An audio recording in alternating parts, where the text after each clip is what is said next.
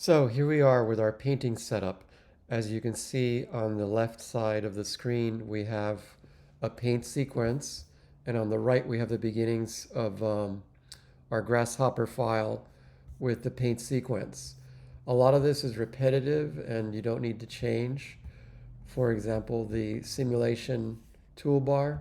So we'll set the simulation and get it started so we can see what is happening. So first, the tool is dipping in the paint tray to pick up paint on the brush, and then it is following the stripes.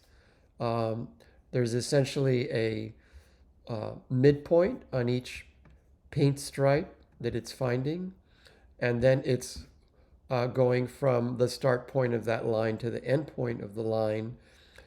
And then, as you can see in our example pattern, if we visualize what this is doing, it's basically finding the start and end point to move up and down, to approach each line, move down, paint the stripe, move back up, and then cycle back to the paint tray.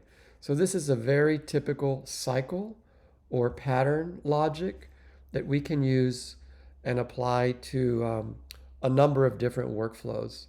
So let's have a look at how this is set up in Grasshopper. It's really not that difficult, but it introduces the concept of mixing two different cycles together, the tray pickup cycle and the paint cycle. So how do we weave back and forth between those? And I'll explain it. And once you understand this, you'll be able to apply it to a lot of other things that we can do.